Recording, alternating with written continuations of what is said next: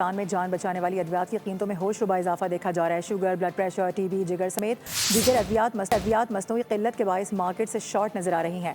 تفصیلات بتا رہے ہیں بیورو چیف ملتان جاوید اقبال عنبر۔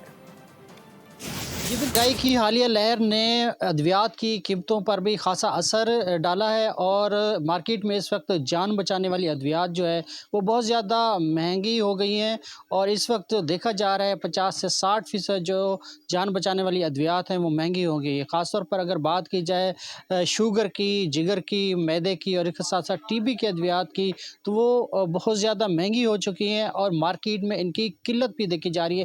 پاکستان کیمسٹ کونسل کے صدر جنوبی پنجاب کے اختر بٹ صاحب موجود ہیں میرے ساتھ، ان سے بات کرتے ہیں۔ بٹ صاحب یہ بتائیے گا کون سی ادویات اس وقت شارٹ ہیں اور مہنگی کون کون سی ہوئی ہیں، وجہ کیا ہے؟ اور بہت ساری میڈیسن ہیں، شوگر کی میڈیسن ہے، بلڈ پریشر کی میڈیسن ہے، کینسر کی میڈیسن ہے، ٹی بی کی میڈیسن ہے، معدے کی میڈیسن ہے۔ یہ اس وقت مارکیٹ میں یا تو اویلیبل نہیں ہے، اگر اویلیبل ہیں تو میں سمجھتا ہوں بلیک مارکیٹنگ میں وہ فروخت ہو رہی ہیں۔